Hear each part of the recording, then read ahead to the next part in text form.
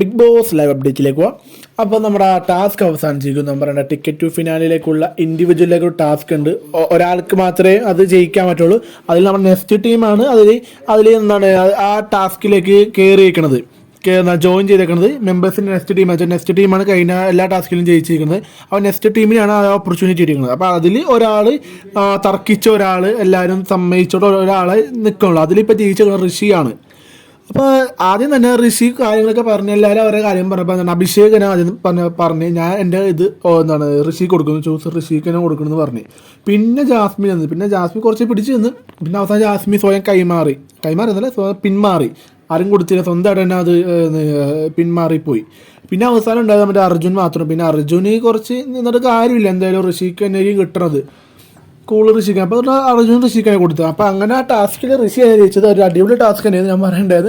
അപ്പം മിക്കവാറും ഇത് ഫൈനലിലേക്കുള്ള ഒരു പോയിന്റ്സ് തന്നെ ഒരു ബോണസ് പോയിന്റ് ആണ് കിട്ടുന്നത്. മിക്കവാറും ടോപ്പ് 5 ഋഷി വരാൻ ചാൻസ് ഉണ്ട്.